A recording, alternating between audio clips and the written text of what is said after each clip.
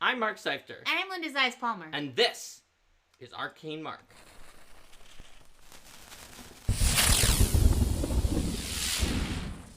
Hello! Welcome to Arcane Mark AMA! Today, you ask us the questions, and we will answer the questions that you ask unless we don't feel like it. So, without further ado, ask us some questions and get an answer. Like, what's a fire? And how does it, what's the word? Burn. There you go. There you go. So, I'm looking in chat for the questions, and so far, we have one question from Kitch A. Favorite product you worked on? Oh gosh. I have enjoyed a lot of products that I've worked on. Are you talking about more like as an author or like as a developer? I've enjoyed... How about both? What's your favorite as an author? Because you haven't written as many as you developed, so that should be easier. And then what's your favorite as a developer? Okay. Gosh. Okay. Well, I definitely really enjoyed writing through Maelstrom Rift for the pre-generated character Pathfinder Society adventure.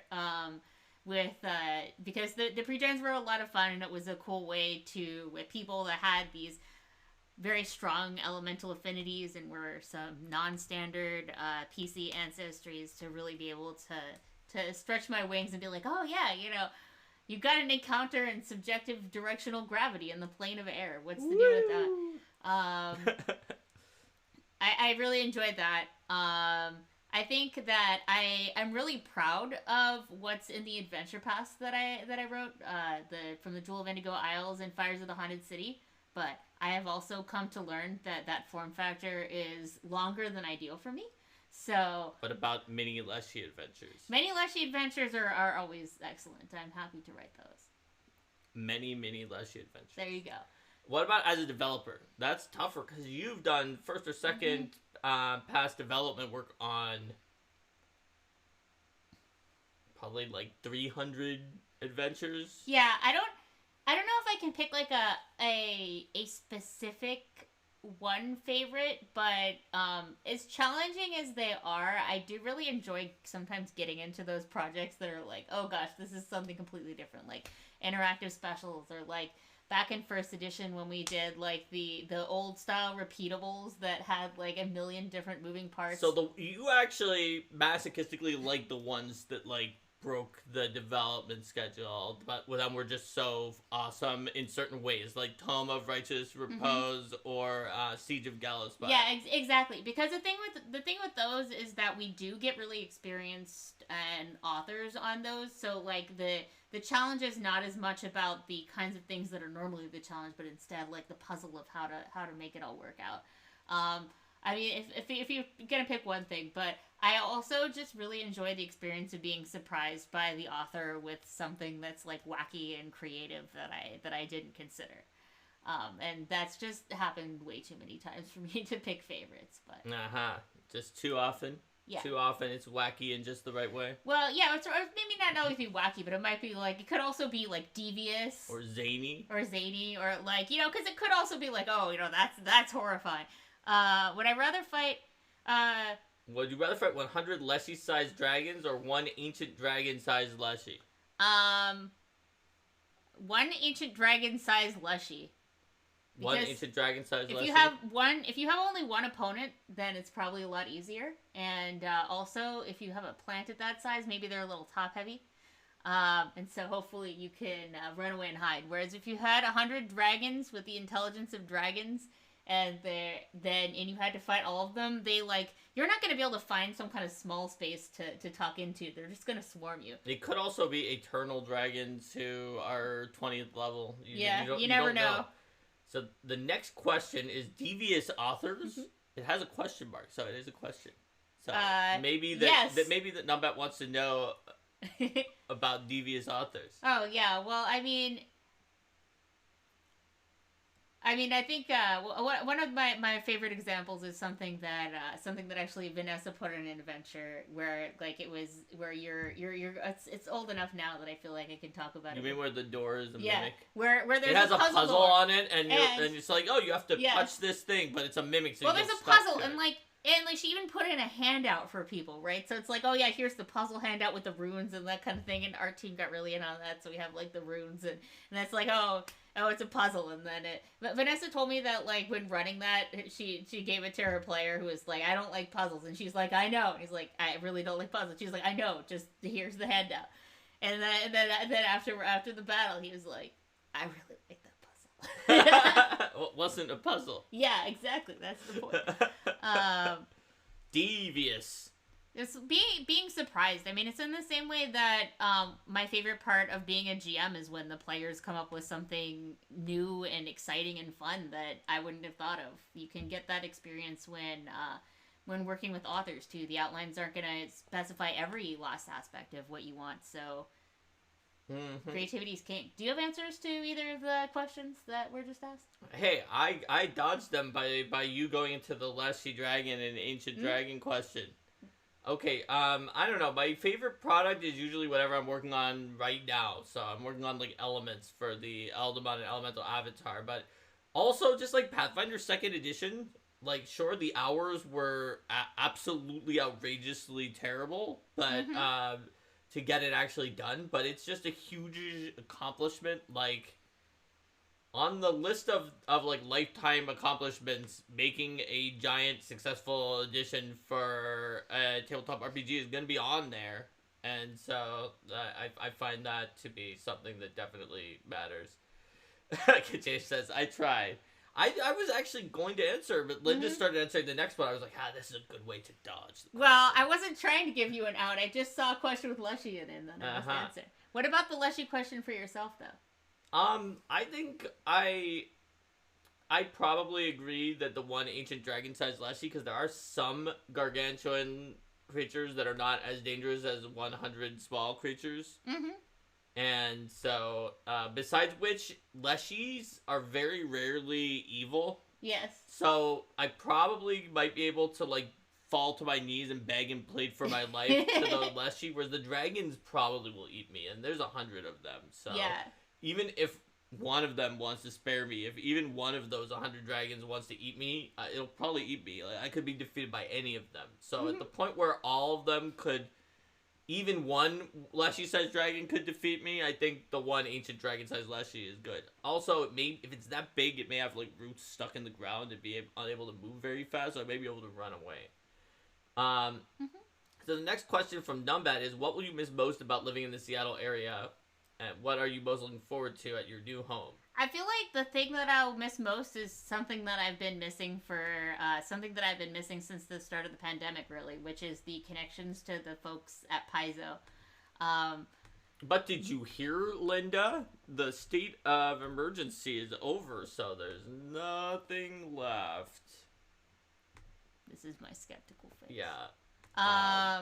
Yeah. Well, but I mean, obviously, we're also like wouldn't be working in the office anymore because folks aren't doing that. So, yeah. I mean, I also really like the I also really like the nature around here, being surrounded by trees, the fresh air, like being able to go out to cool places.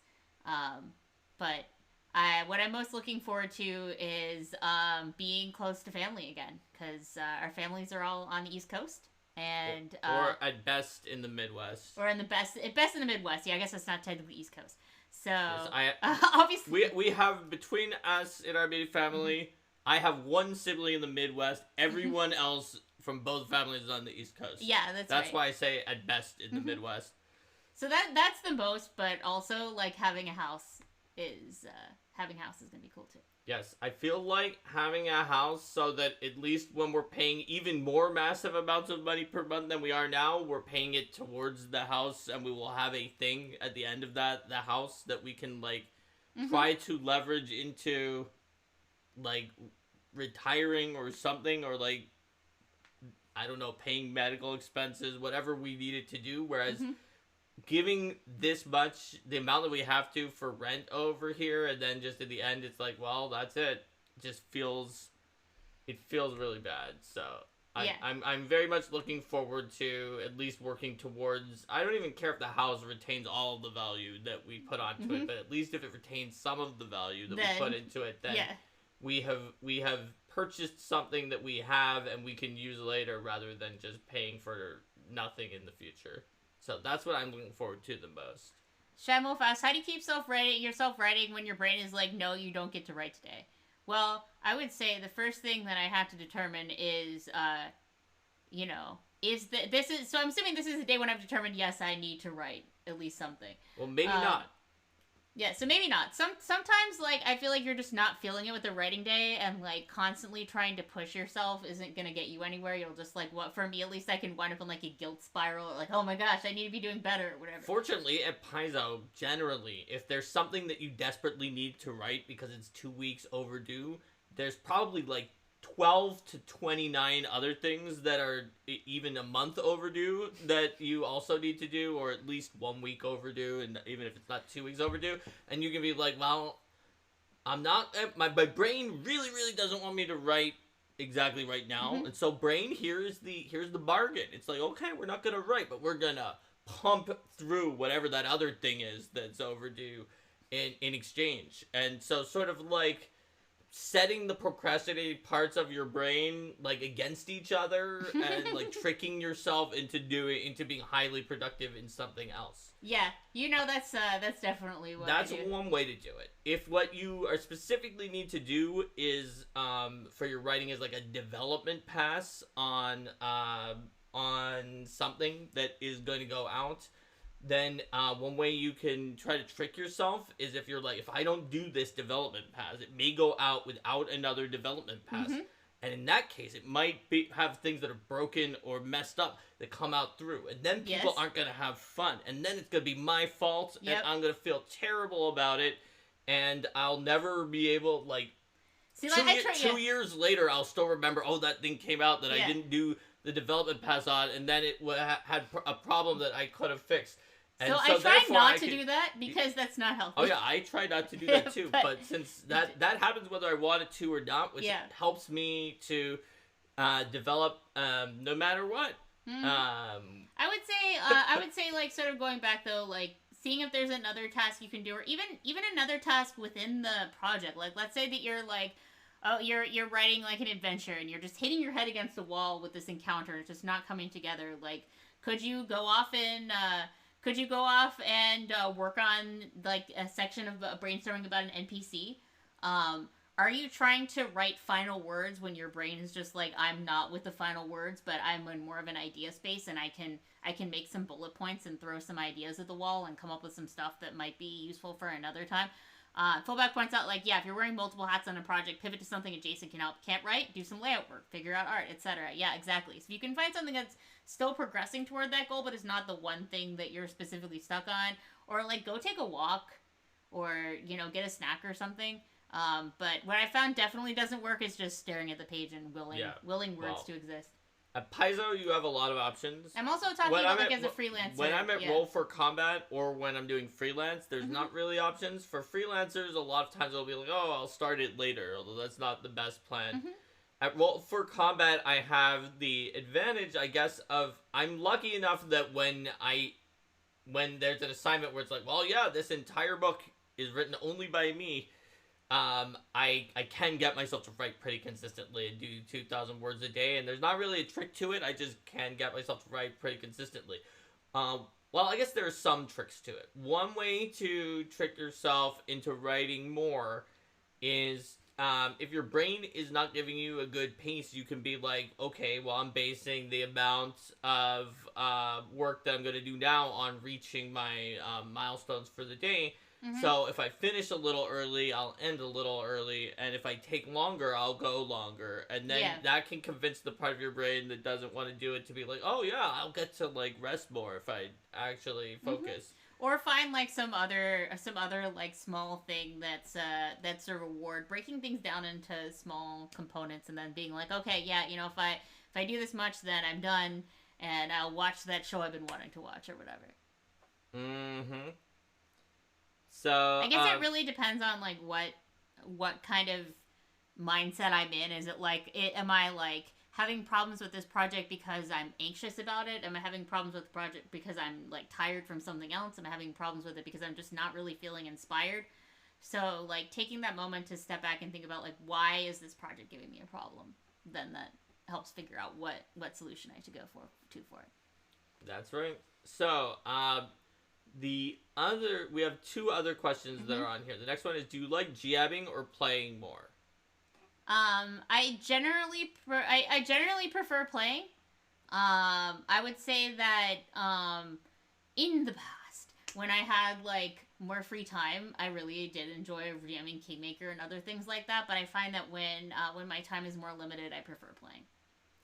I prefer mixing it up so I can do some of both. But when I am running up, or I guess, I gave it away. But when I'm in a public game or somewhere where I have to be like with people who are like, the expectation is you are doing this game, and Mark Seifter is there, and he is being Mark Seifter, that somewhat famous tabletop RPG person, then I get really anxious about playing, and I definitely want to GM. Because, I mean, I wrote enough of Pathfinder 2 that I'm very confident that I can GM, and people will be like, wow, this guy knows how to GM this game, and he just goes through it, and he's GMing it well enough that I feel like, you know, especially when people are like, oh, you know, you can have a charity paid spot for this event, or like there's some other cachet or expectation on it. If I GM it, I think I can give people a good time. If I'm playing, I constantly worry that I won't, because like the same thing that I know a lot about the game from having written it can be a serious problem if I'm playing in a game, because the expectations, I don't like I don't necessarily want to be correcting someone who's making tons of mistakes, but most GMs make tons of mistakes. I mean, I make mistakes too on things. If I don't, then people are like, Mark Seifter was right there playing in it, and the GM made that mistake, and he didn't correct them, so it must be accurate and not a mistake. And it just leads me down pathways where I'm just like worrying about that, and I have like a facilitator playstyle where I try to generally try to help keep the story going forward and not get derailed, but I worry that when I'm doing that in a public game that is like narrowing people's focus too much and doesn't let people like kind of do what they want, so I'd much rather be a GM. And Rico talked about the time that I was GMing back during the PF2 playtest, waving my hands and explaining about rune giants attacking with math. So, like, that was definitely fun. I also enjoyed GMing for Linda and Steven and Nonad and Vanessa, that random pub crawl where they wound up in a prequel to the Jewel of the Indigo Isles adventure. So, the next question is a very important one, which is how many trees could Tree Raiser raise if Tree Raiser could raise trees with a razor? Okay, I'm pretty sure Tree Raiser can raise trees with a razor, because he's really strong. Yeah, but he usually raises them with an axe. Yeah, but he could, but like, it depends on what your definition of razor is, right? Yes, I mean, because normally he could probably cut down a tree with a razor. Yeah. I think, even though it's a razor, which is not a good weapon to cut down a tree, but when you're raising a tree... when you're raising it, does that mean you have to burn the tree? I think it would have to be burning. So then but like you could have a so it's just to completely destroy. Yeah. So you could theoretically try to demolish with a razor. Yeah, you could. Also, it could be like a flaming razor, and then you could do both. So you had to destroy to the ground, completely demolish, which is why they're typically burned.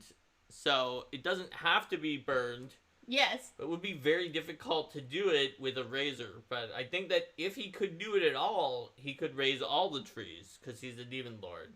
Yeah. So I would say Golarion is intentionally like exactly the same size as Earth, and anytime you ask any question, Googling exactly what you I say know you're how to. many. You just someone at Paizo will say just use Earth. Yeah. They're estimated to be 3.04 trillion trees on Earth, so I would say that Tree Raiser could probably raise about 3 trillion trees. But if Tree Raiser went on a mass tree raising scheme throughout the entire planet, wouldn't someone else come in and step in and stop them? Because I really don't think that you have to keep it to effect that he could go back to the Abyss and raise trees there, or possibly on Castrovel. Oh, you're right. So there's other planets too. That makes this more complicated. You have to put that as an expectation of a possibility, and I'll just cap that off against the fact that he might not get all the trees in Goldarian before some druid puts like a dome around the last ones. Mm-hmm.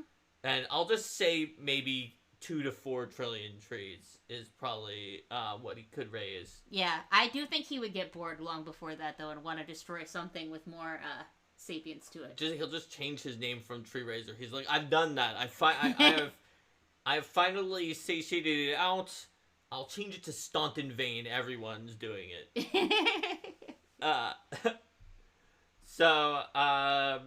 Let's see. There was a more typical question above that was about something that a game that we want to play but haven't found time to do yet. Yeah, let's find that question. The question says, what games do you want to play / run but haven't found the time to yet?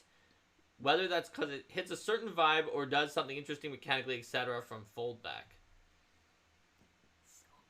There's so many games. There's definitely a lot of, random indie RPGs that I might want to try out at some point. There's a lot of, adventure paths. I want to run Strength of Thousands. I'm, close to running it, but I haven't. We're moving. We can't exactly run it now. There's always been a something. It's like, oh, but there's an OGL controversy. Or, oh, but there's this other thing. Yeah, exactly. Haven't run it for quite some time. But, there's a lot of things that I'm interested in running or trying out at least once. What about you, Linda? Do you have anything in particular? There's so many.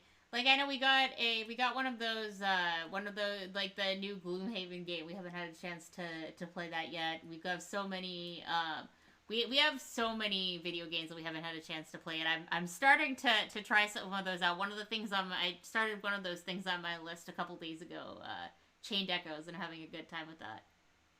Mm-hmm.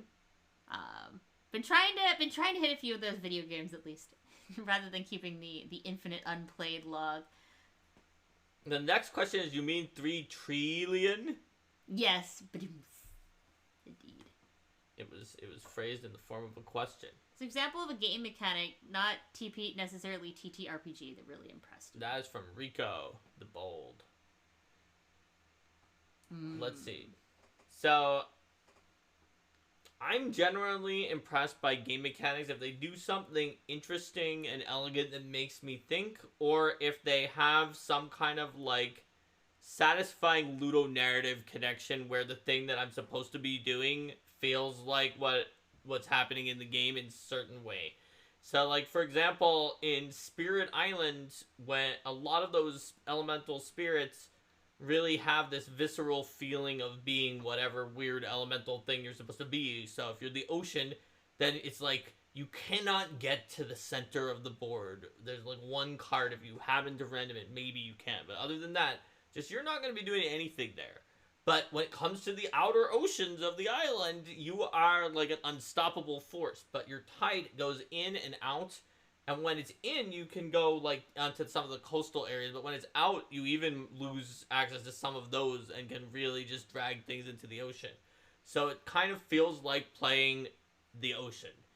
And, the ocean character is not the strongest one in Spirit Island, but it's one that I feel like has a particularly good ludonarrative sort of, which is a term meaning, the gameplay and, the narrative or, the sort of, the game story, really, it has a connection. It's often used with dissonance because people always talk about negative things. Mm-hmm. Ludonarrative dissonance is where the narrative doesn't match up with the gameplay, but I like consonance in things. So Spirit Island is one example, but there's all sorts of things like that I definitely enjoy. I enjoy mechanics that allow for new creative interactions. And interesting strategies and things like that. One of the non-TTRPG ones recently is I've been playing Divinity Original Sin 2 with my brother, And just the idea of like, oh yeah, well, if you have a water surface and you electrify it, then it could shock things. And if there's people who are bleeding around, then it creates blood on the ground, and then that could cause that. Or like if there's fire and then it mixes with poison, it causes this sort of ailment. And so like being able to customize and move the battlefield, we've definitely done like a lot of cheesy things where it's like, oh yeah, we're gonna set up some boxes here to alter the terrain or things like that. But I like when the game dynamically responds to your strategies and allows you to do interesting new things. I also like when the sort of what's a good strategy changes over the course of the game, and the game encourages you to try to use things that you hadn't used before by creating challenges that are specifically toward that, as well as when games are flexible for allowing you to respec, so that you can experiment with a lot of different builds without having to be like, oh, well, I need to try to optimize this. Because let's give this a try and then see how this goes, and then let's try this other thing out. Rico, Ocean's Hungry Grasp and Spread of Rampant Green are definitely my favorites from the original Spirits as well. I know Spread is one of Linda's Leshy friends. Mm-hmm. There's Spread and the other Stay Off My Lawn Leshy that puts like wilds into the areas. So, Numbat asks if we desire a pet, and if so, like, what kind of pets? Mm-hmm. And, like, I feel like we're going to want to think about that more carefully before we get into a commitment with an animal or something like that. Yeah. If so, maybe something that was, like, way less of a, like, needing tons and tons of attention and tying you down. Yeah, we talked for a while about like getting cats, and then it was like, well, this place is kind of too small for that, and now we're just kind of trying to figure out what's gonna be, how's it gonna work in the new place. Hamster, I definitely enjoyed having little rodents. I had gerbils growing up. We bought two, and we were assured that they were both male, but actually one of them was pregnant. So then I had 5 gerbils. Mm-hmm. So let's see. The next question is... give one tip to someone who's never GM PF2 before. What would it be? From Kitchave. I would say consider the power of degrees of success, both just like in the mechanics that already exist, and if you're coming up with like new challenges and things like that. The general thought behind that were like, unless you critically fail, like you're not gonna have the really catastrophically bad thing happen. But if you critically succeed and do really well, then you can get something that's beyond expectation. I think that really helps to build into creating those sorts of fail-forward narratives where you at least get part of the way there, unless you really botch it up, and then there's some more complexity that comes into play there. My advice for someone who's never GM PF2 is to read the rules on like improvising rules in the playing the game section of or maybe the game mastering, wherever it is, in the core rulebook. And then some of the advanced GM advice in the Game Mastery Guide. Because if you have GM'd other game systems, you may be used to the fact that the Game Master or Dungeon Master Guide has a lot of like basic, you're new to RPGs, what is a GM, what are some player types and problematic behaviors or things like that. The same kind of stuff that you may think, I can just skip that. But there's a lot of wisdom that, like, Logan put down in some of those sections in the Game Mastery Guide, or a lot of, like, random subsystem ideas or variations or things like that I put into some of the other chapters that are going to be very useful to you and that you might be tempted to skip when they're actually not something that you should skip. So that's what I would suggest, is to read that and the rules on, like, improvising stuff. Because a lot of people think, well, I have to look exactly for what's in the rules. I can't improvise something else, but you can. And it's not actually too bad if you follow it has things like, hey, players want to do something, it's probably one action. It may take a check to succeed. It may be 2 actions if it's not something they should be able to do 3 times each turn. anyway, that would be my one piece of advice. Next question is there an NPC you would really like to see developed more from Numbat? So, I'm in a position where generally when there were NPCs that I wanted to see develop more, I had some time where I could go in and see about, like, making that happen if there is a way to do that in a scenario. Gosh. There are so many cool NPCs, though. I tend to be most inspired when I hear someone coming with a new idea. I'm like, yes, that's what I want to see. Rather than thinking like, oh yes, this NPC up front is like what I specifically want to see more about. Oh gosh. So many NPCs. And now the ones I'm doing that recency thing like you're doing where I'm like, yeah, I want to see more about this NPC. Well, but we haven't announced that we're about to do more stuff with that NPC. So that's why I'm excited about it. Do you have anything while I'm thinking? No, I honestly don't. I remember that a lot of people at Paizo were somewhat shocked by like how difficult it had been for after all of the things that I had done at Paizo for me to like add a decent amount of things to the lore when I was like, oh, I got a character in here. It was like at some point after many years of being at Paizo, and like someone who had just joined a few years before that was like, that's not very impressive. Why do you feel good about that? Like I had like hundreds and hundreds of them even when I was a freelancer before being at Paizo. I was like, this is like my second character that has ever been added to Golarion. There just hasn't been a chance to do that very often. And there were some that I may have said like Abigail Thrune before Legends came out. I feel like a lot of the character development. What about Thalion? Yeah. Oh yeah, I could say that too if I want to be totally self-serving. Thalion, the iconic. There's my answer to the last one probably Thalion because I got to write. Oh, because Kitchef asked favorite iconic. Yeah. I pick Yoon. Because you got to do it. Yes. It was like very touch and go. The fact that I got to do it like owed itself to exactly where Eric Mona was standing on one day because there was someone at Paizo who kind of wanted to give everything to Eric Mona and Brandon Hodge for that book to just make it easier.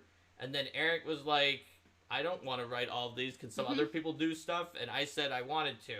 And when I went down to say that, they're like, we'll just give it to Eric anyway. But Eric was passing by. He said, no, I really said I wanted to give this to Mark and not just do all of them myself. And they're like, okay. And then I got to write it. So I felt like I almost didn't get to write Yoon. And I really appreciated being able to write about a character who, like, experienced certain things of, like, being an immigrant. There were a lot of immigrants in my family, and a lot of times we write an iconic, and the iconic will just be like, well, this is the iconic that is this ethnicity or ancestry, so they're from this ethnicity or ancestry land.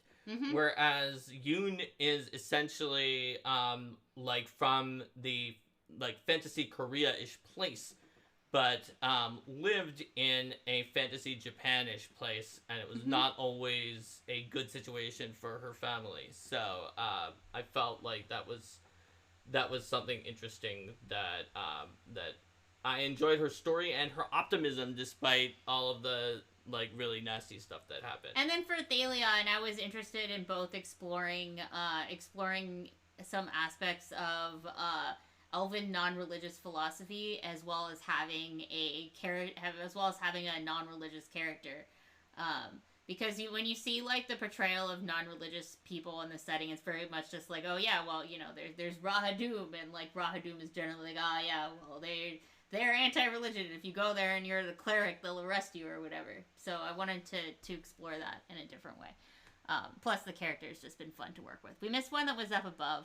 Yes, well, we didn't miss it. It's just that our question wound up being about the iconics, and then we skipped to another thing. So, what was the one right below that? What non-lore proficiency Pathfinder 2e skill? Let's can we look at the list, because I feel like I'm probably not good at these skills.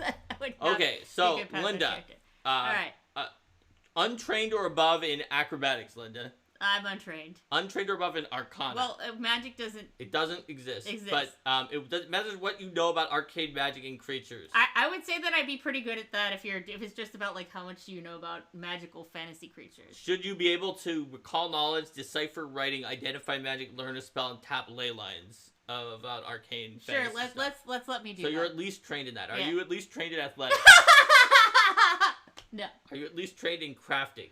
So that you can create, understand, and repair items. I can do, like, basic repairs. Okay, I think you can do those with untrained, though. So, probably Maybe. not. I can't remember. Performance I would probably be legit at. Okay, are you at least trained in deception? I mean, I just have one thing to say. Shadow Suhugan. So, yes. You mean when this? I don't know if I told this story here where Mark. You could tell probably. I was running a campaign with Linda's first character, which we'll get to, and who was her first character. Yes. And they wanted some of the party members who had looked at Dagon and were afraid of sea creatures to, like, stay inside of an extra-dimensional space. So they lied to convince everybody that when they went on the Shadow Plane, there were going to be Shadow Sahuagin there. And that the Shadow Sahuagin, and they were like, we don't want to see sea creatures, we're going to stay in the extra-dimensional space. And then later, when they actually went to the Shadow Plane, and they were like, we're going to the Shadow Plane, it was the second time, of course there weren't Sahuagin. And Linda was like, we need to take the ranger whose favorite enemy is aquatic creatures with us in case we fight Shadow Sahuagin. So, like... And she, like, legitimately was like, we need to go out of our way and ask him for the Shadow Sahuagin, which did not exist. They did not encounter the other time they were on the Shadow Plane. It was entirely from her convincing two of the other players to go into an extra-dimensional space and stay there. I remember that, like, it was something that, like, it could have been something that was, like, trying to sell the lie of, like, oh yeah, we should go there because you're worried about the Shadow Sahuagin or whatever, but, like, Mark could immediately tell that I tricked myself. So are you at least trained in diplomacy? Yeah, I would say. Are you at least trained in intimidation? I'm really not scary, I'm sorry. I don't know, Linda, I think you are. Really? Yeah. I mean, you rarely use it, but when you actually are trying to intimidate another person, you seem to be at least trained in it. I guess like, I just it's don't not usually like roll you'll it. like yell loud and like go really deep, but you'll just be like, you're right. You'll be like emotionless, like like you are some kind of like emotionless killer who's about to stab someone. Why are you describing me like it? And like that icy tone of voice. Yeah, I mean, you're right. Like, I get, like, really... It's very rare, but I would say you're at least trained in it. Fair you just don't roll it. Fair enough. I just don't like... I just don't like rolling it. Numbat says I'm much more intimidating than you. But it is true that there have occasionally been cases where someone's, like, causing serious problems for people I care about, and I'm just like, this is getting shut down right now. That's right. I feel like Linda has a higher max on her potential for intimidation than me, but that she standardly just doesn't roll. It's like, will you roll your intimidation? I'm gonna take the critical failure on the intimidation. I don't need it. I just don't like.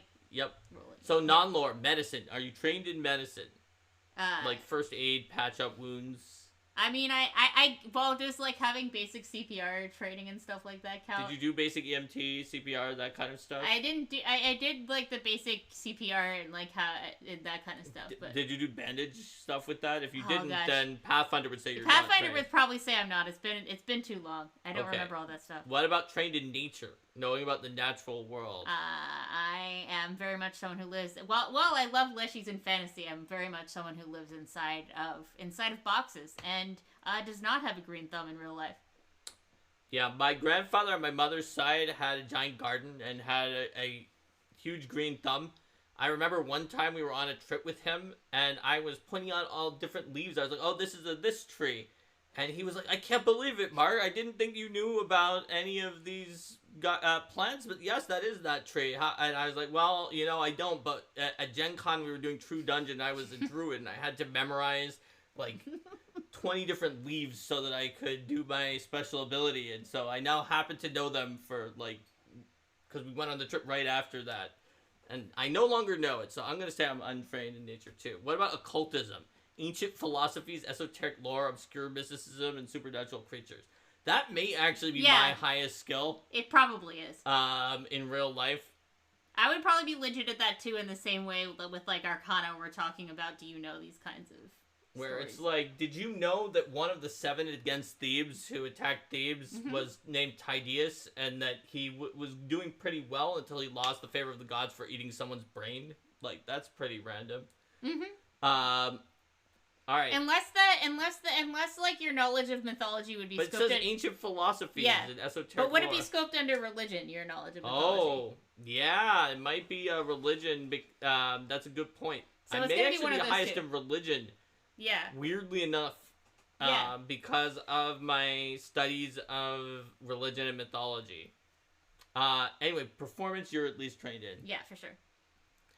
Like, you wouldn't expect the person with the computer science major maybe highest in religion, but of these skills, since computers is not a skill. Yes. Society, are you at least trained in society? Yeah. Alright, what about stealth?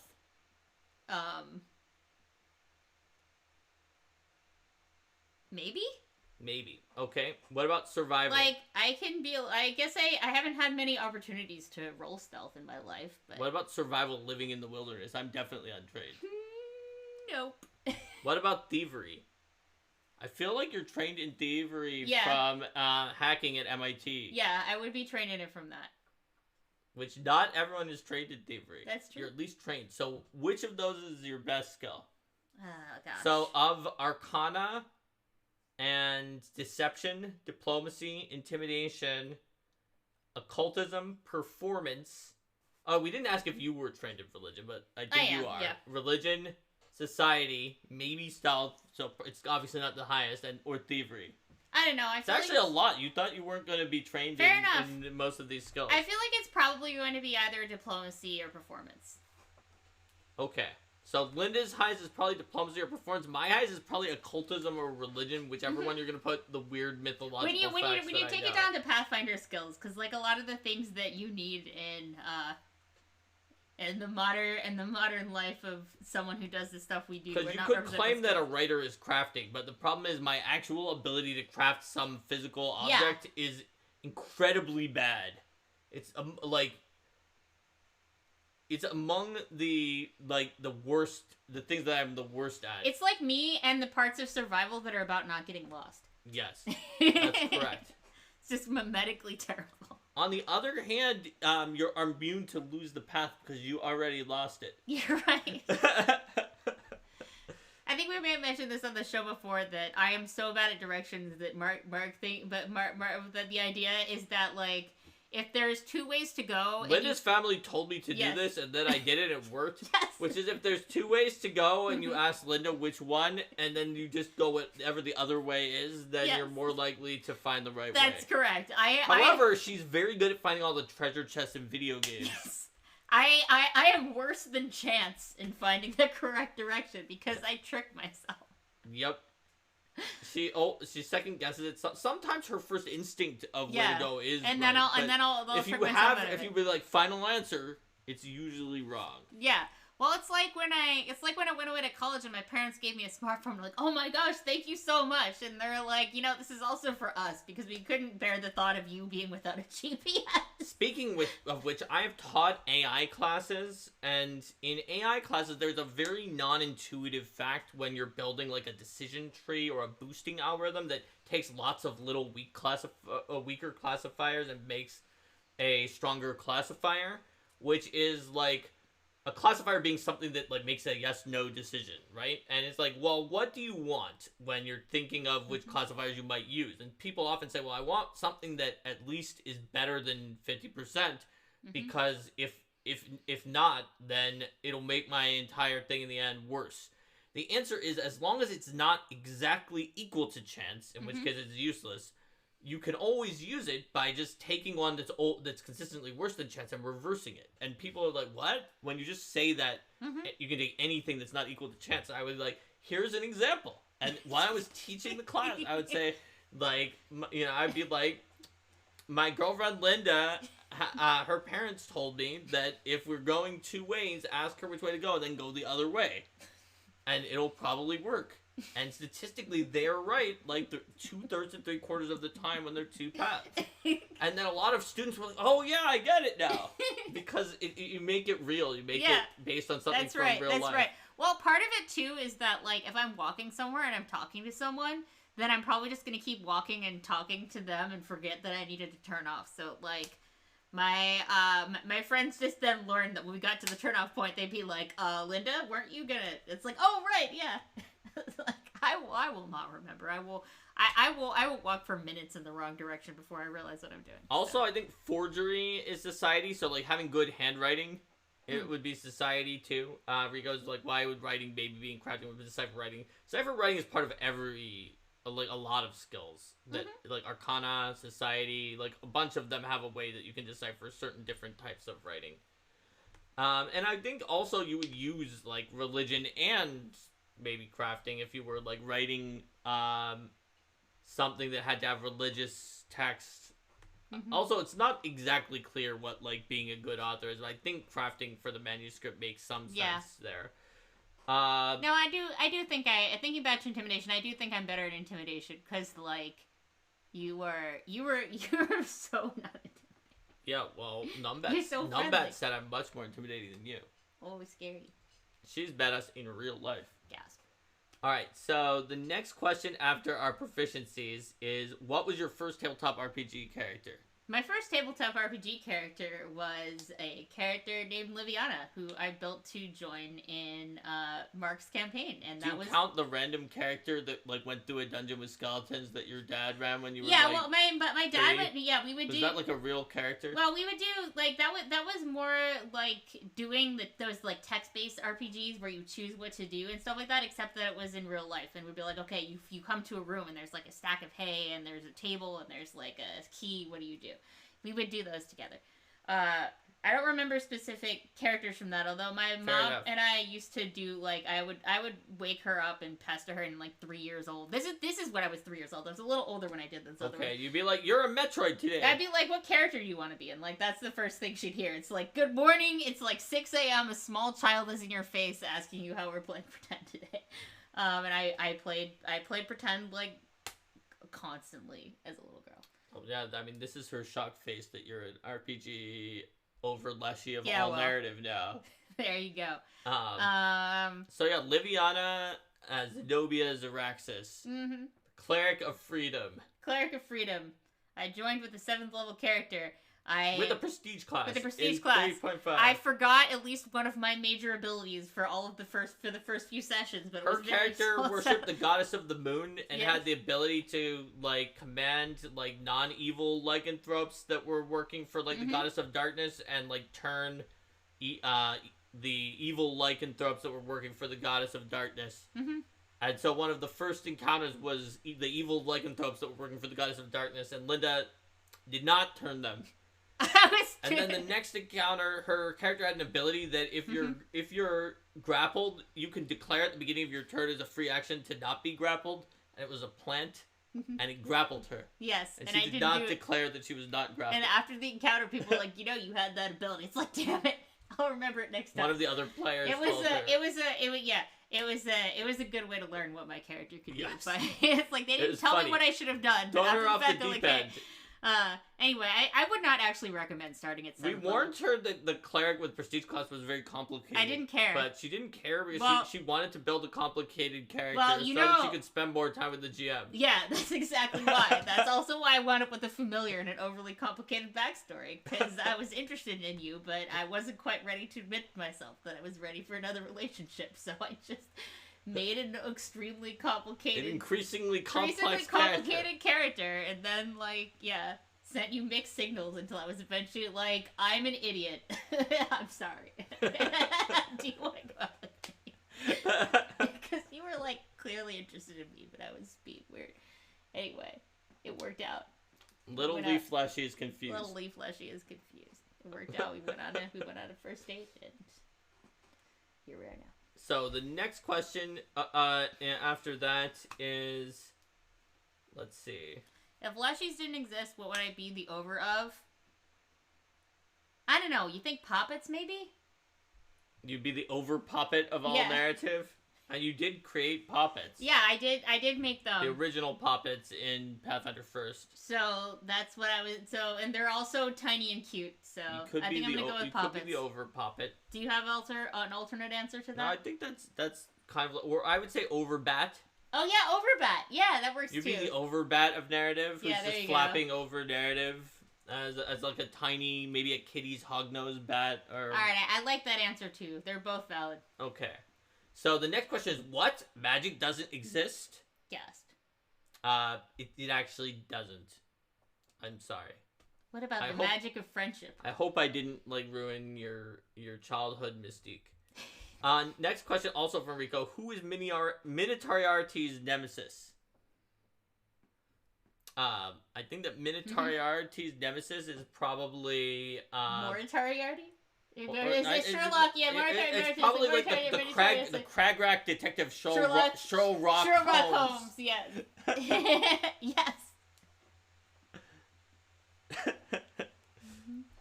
Copernicus says, I cannot answer any questions that have not been publicly answered about that. I do not know what has been publicly said necessarily about Foundry's plans, so I will pass on that question. Azariad said, "Yo, how are you doing?" Just realized you were live. Yes. Yeah, I'm doing pretty well. We are deep in the thick of packing, so we have a closet and then like an entire nook over there that are just stacks upon stacks of boxes of Paizo stuff and games and things like that. You're smiling like you have. You were able to figure out it was just realized you were live. I thought my brain switched the where and the U because it saw the H. Mm-hmm. So I thought it said, "Yo, how are you doing?" Just realize where you live, and I was like, "What?" And then so that's why you were confused. Okay. I became confused, and then you were live. I was like, "That's definitely what it was supposed to be." Yes. That we're live. That we are here. Yes, that is indeed what they meant. They have another question. What skill should I learn / get good at to get in the industry? So we had an episode about see, Rico's brain also switched the where and the U and read it the same way. See, Rico and I think alike in a lot of surprising ways. I actually started reading it that way, but I was like, no, I don't think it's that creepy. I think it's something else. Let's go back. You live. So it's like, I don't think that would be the go back creepy. So we had an episode that I think may still be on the playback from Twitch. I can't remember because we took it off. That was getting into the industry. So we have a whole episode about that. But I basically suggest is start with like a third-party publisher or do some self-publishing on Pathfinder Infinite. And I think that is a good place to start. You may already have enough skills to do that. Other than that, if you don't, then and you hear from the publisher, well, this is what you need to improve, then improve what they said to improve. I would say that generally balancing creativity with making sure that if you get an outline from someone, make sure that you're following the directions in the outline and that you're not like, just throwing everything in there. That's correct. Like doing something that is very off script can definitely bite back against you. There are a lot of circumstances where someone who is publishing or developing for you would much rather get a very poorly done version of the thing that they asked for than an extremely well-written version of something that isn't what they asked for. And I think that I'm on the more lenient end of the spectrum with that, because I definitely have been in conversations with other people before where, I don't like it when people don't give us what we asked for. I was like, yeah, but, in this one, they didn't give us exactly what we asked for, but it was, like, the most popular archetype in the entire book. It was, like, one of the random Pathfinder First Edition product. They're like, yeah, I guess so in that one. But I just don't like it in general, and I see why. Because you might not be able to pivot. You might have ordered art. You might just really not like the thing that the person did that was not on the outline, and that's why you didn't put it on the outline. Like, giving something that isn't what was asked for is a huge risk. You better be darn sure. It's much smarter if you are thinking of doing that to just actually ask. Be like, hey, I had this cool idea for a thing that wasn't on the outline. Can I do that? And usually if it is a cool idea, they'll say yes. there's no doubt we would have said yes to the one that wound up being everyone's favorite archetype in that one. I mean, PF1 in an book. interview. Let's go back up to see what the specific question was. Oh, the question was what skills, what should I learn to get good at to get in the industry? Oh, skills to demonstrate with an interview. And they mean in an interview for trying to get into Paizo. So, we mentioned this in the getting into the industry, and obviously, I'm saying this, but like I didn't do that much in the industry before, in terms of publications before being in Paizo, but had a very weird path to the industry. I don't think you should try to get into Paizo without doing anything else in the industry because it's unlikely to succeed. Basically, just like being like, I've done nothing in the industry, hire me at Paizo. Even I, who hadn't done that much in the industry, had a few third-party publications. And I think one had come out, two were supposed to come out, but they didn't. But when I got hired by Paizo, they put it out quickly. And I also had volunteered a ton for Paizo, so people who were at Paizo knew who I was from the volunteering. And that's about as low as you can get, I think, in terms of that. So I would just highly recommend not trying to go directly into Paizo, no matter how strong your skills are. You need to make it past the resume phase, and for that you're going to want to have some things in your resume. After that, they do a test with your name filed off, and if you do really well at that with your skills, that's going to help you a lot. But you won't even get to the test if it's just like, if you just are like, I played Pathfinder for a really long time, I haven't done anything else, like it's unlikely that they're going to want to give a test because it takes a long time to grade them. Yeah. And I think also like so like, creativity, raw skills, I mean like creativity, collaboration, following directions, being able to juggle a lot of different tasks, things like that. So Rico asked, clear packing tape or non-clear packing tape? Clear packing tape. Clear packing tape. Then you can see if the box isn't like fully secured well. So, Numbat asked, what is the most fun typo you've seen that needed correction and development? And then people correctly said that Dinosaur Forum Fort was not a typo. It was a forum game of change one letter to drastically change the rule. I think my favorite was probably the shark ships instead of starships in Starfinder. The shark ships. And the main reason that was my favorite is because of how many people at Paizo were just, including some more serious-minded people who probably would prefer me not to name them specifically, so I won't. Were just completely giggling about it. It's one of those things where, like, this is one of the things that Miss Roy, shark ships would be cool, but it had a T, not a K. Yes. I also thought it was shark ships with sharks, and I was like, why are people giggling so much about sharks? It is very funny, but it's the way they're doing it sounds almost like it's taboo, but they keep saying shark ships, and I also thought it was a shark. It was not a shark. For, like, days, I thought it was a shark. So, and then someone's told me, they were like, it's clear that you think it's sharks because of the thing that you just said about sharks, and it is not sharks. Yes. So, the point is you're never too old for toilet humor. That's one of the things I definitely miss about being in the office at Paizo is just like, especially when you get to the end of the day Friday, people would just get profoundly silly. Yes. Yeah, I don't know. Typos and other things with correction. I was also amused by like some of like the art snafus, like where it's like a cat-sized dragon and it was like gave back a dragon that was actually a cat. Or like the time that someone was holding a Harrow deck, but and they wound up having the like copyright Paizo symbol and the like cartoony Kyle Hunter back to the Harrow cards on the art piece. Yeah, so like it was supposed to be a Harrow card, right? But then what was on the card was like the image of the Pathfinder product, Pathfinder. It even said like Pathfinder Harrow with the copyright symbol on the thing that the in-game Harrow was holding up. That was fantastic, please. Yes. The monitor lizard perception bonus of plus 79. Nope, that wasn't that funny. It even got changed in printer proofs. It was clearly not as funny as the 1d810 damage in the Starfinder First Contact.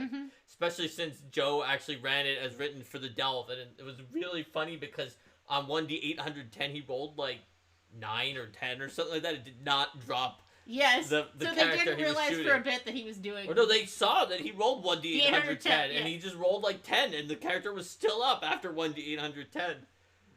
It was hilarious. Yes. It was hilarious. Alright, kind of inspired by early questions about improv, what's an AP you've played, run that went spectacularly off the rails in the best possible way? I think in Kingmaker, when I had like an ominous meteor shower, and then the PC's response was, let's teleport into space and attack the meteor shower. Yeah. Well, you said beasts were going out of control and murdering people throughout our entire kingdom. It would be difficult to go to every place in the kingdom that had beasts and stop those beasts. See, like, I thought you were going to coordinate a public response or something like that. Yeah, but when we asked you how long would the meteor shower be, and you said, like, about a week, and we were like, we can't deal with this for a week. So, it's much more efficient to, cast our spells for breathing in outer space, and then go into space and smash the meteor shower so that there was no longer a meteor shower. So then I was like, okay. That was much more convenient. Then I was like, okay, you know what? Like, if you're going to teleport into space to solve this, I was like, okay, give me a minute. And then we had an encounter where I decided, well, this was a demonic origin meteor shower, so, like, let's stick some powerful demons up here who are the anchors of this weird meteor shower effect where things keep showering and some things are floating up in space. So the fighter was like jumping from meteor to meteor in zero gravity, fighting the demons. And then we had, because we had multiple physics PhDs at the table, so I asked them for some tips on like how to handle some of the physics of the low gravity and things like that. And they said, Linda, our specialty is quantum mechanics. Yes, they did. They said our specialty is quantum mechanics. We can't help you. No, it's quantum mechanics. This is not quantum mechanics.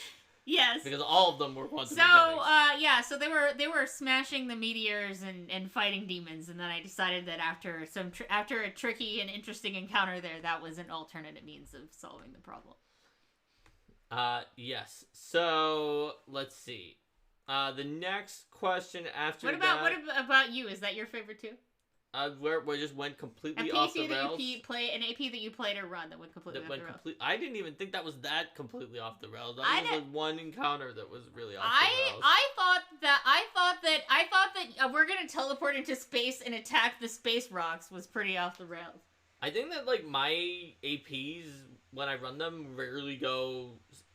And adventures rarely go that much off the rails of what I expect because I can usually predict even the unpredictable people, like vaguely roughly what direction of unpredictable thing they'll do. Where it's like, I don't know how they're going to do it, but it's like somehow they're going to figure out a way to do thing X that I don't want them to do. So I'll just assume that they do that. What about Shattered Star when you like decided to bluff and diplomacy hammer your way through we were just like leverage or burn notice team just like tricking everybody through multiple dungeons. I mean, yeah, but we didn't go off the rails because we did the exact thing that we were supposed to do. Like we just did it without fighting. Yeah, but like it also involved allying with people, allying with the bad guys and other things like that. But we did ultimately the thing that they expected. So like does it count if you? I mean, I guess still on the rails. We were actually going really fast on the rails, so we didn't have to fight those. Or I guess like in Kingmaker when there was like the random area that didn't have anything on the wasn't in any country on the adventure. On the adventure. Numbat's about to leave, so Numbat, we do have a couple more episodes Saturday. We're going as a question for us. Saturday, we're going to do an episode that's going to be about converting Pathfinder 1 to Pathfinder 2, and next Tuesday is Design Diary Damage Math, and then we're moving. So those two episodes we'll still have. All right, back to what you were saying before. Numbat was leaving, so. Totally. Wanted to answer a question but I forgot exactly what I was saying. You were I think I was talking about like whether it counts as being off the rails or not. Oh yeah, does it count as being off the rails if it like they still ultimately achieve the goal? Like if they like my favorite Pathfinder Society table ever that Scribeoff teleported the boss and then did the dungeon in reverse. I think that doesn't count as being on the rails because you're going on the rails backwards. So it was a very different experience. Whereas going straight forward through all the encounters in the normal order, but then tricking them instead of killing them is not as off the rails to me. However, it does depend on your definition. Yeah. So tell me in chat if I'm wrong about my definition of off the rails. If you wouldn't be wrong, you'd just be a different definition. No, listen, Linda, on the internet. On the internet, you can be wrong. Your subjective definition of something can be wrong. That's correct. It can't. So tell me if I'm wrong. There you go. I mean, if we actually put this up on YouTube someday. And instead of just putting the episode, just put like is Mark wrong about the definition of going off the rails? Question mark with my face like head in my hands as the thumbnail. We would get 50 times more viewers, so 50 people instead of one. I understand that, but I'm not a fan of like clickbait that isn't the main topic of the thing. But it's a real thing that happened in the show. Yeah, but it's not the anyway. Yes, I know. I don't want to do anything that if I saw another video creator doing it, that I would be tempted to downvote them because I thought it was annoying. That's why we don't do it. Yes. That's why we don't do any of that kind of thing. And we just have our own show that does all the things that we want. Yes. And it has 17 people. I think that I am with, it's me and Steven Glicker that does do those kind of things. Has had over 9,000 one time. Over 9,000? Over 9,000! Yeah. It usually doesn't get over 9,000. Yeah, but that was like a really it important... routinely gets several hundred though, which is at least 10 times. In any case, what is the next question from our question cube? That's gonna be... We scrolled up pretty far. So yeah, no, we're about at it here. Can a police state actually be chaotic good? That's a reference to the Kingmaker campaign, because Mark often describes that group as the chaotic good. Our police kingdom state. was a chaotic good police state, by which I mean our diviner and my character, the bard, who was on all the money and was using enter image to look through the money.